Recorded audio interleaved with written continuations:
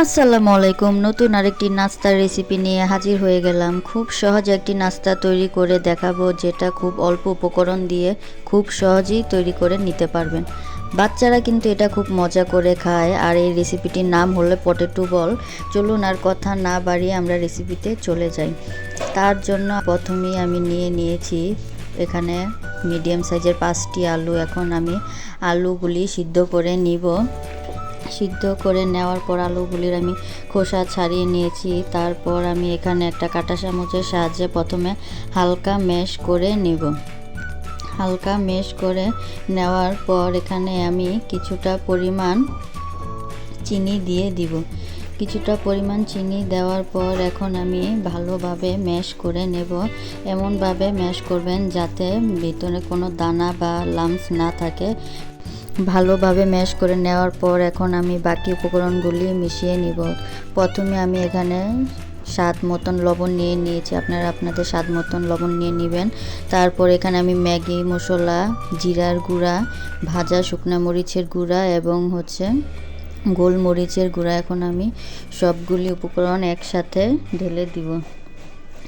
ঢেলে দেওয়ার পর এখন আমি সামান্য পরিমাণ ধনিয়া পাতা কুচি দিয়ে দিব। আপনারা এটা দিতেও পারেন, না চাইলে স্কিপও করতে পারেন। এখন আমি কর্নফ্লাওয়ার মিশিয়ে নিব। কর্নফ্লাওয়ারটা দেওয়ার কারণে পটেটো বলটা অনেক ক্রিস্পি হয়। যাদের হাতের কাছে কর্নফ্লাওয়ার নাই তারা চাইলে এখানে চালের গুঁড়ো ইউজ করতে পারেন। কর্নফ্লাওয়ার দেওয়ার পর এখন আমি সুন্দরভাবে মিশিয়ে নিব।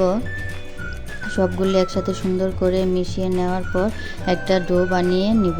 দেখেন কত সুন্দর একটা ডো বানানো হয়ে গেছে।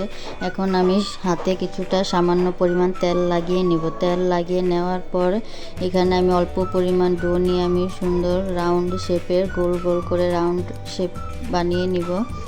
দেখেন কত সুন্দর হয়েছে। আমি কয়েকটা আপনাদের বানিয়ে দেখাচ্ছি এখানে।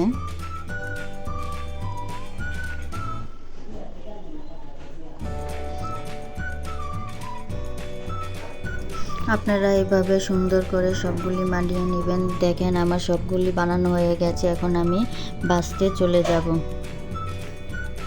ভাজার জন্য প্রথমে আমি চুলায় একটি প্যান বসিয়ে পরিমাণ মতন তেল দিয়ে দিতেছি। তেলটা গরম হয়ে যাওয়া পর্যন্ত অপেক্ষা করব।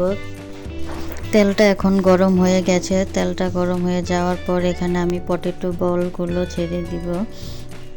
একসাথে সবগুলি দিব না, অল্প অল্প করে ছেড়ে দেখেন আমি সবগুলি বল দিয়ে দিয়েছি।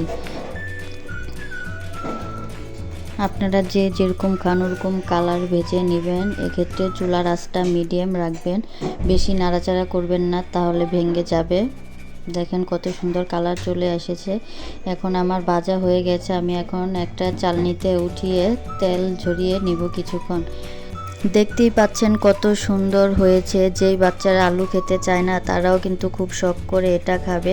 এটার উপরটা যতটা ক্রিস্পি, ভেতরটা কিন্তু ঠিক ততটাই নরম। এটা আপনারা যে কোনো সসের সাথে পরিবেশন করে খেতে পারবেন। রেসিপিটি বাসায় ট্রাই করে দেখবেন। অবশ্যই ভালো লাগলে একটি লাইক, শেয়ার এবং কমেন্ট করবেন। সবাই ভালো থাকবেন। আল্লাহ হাফেজ।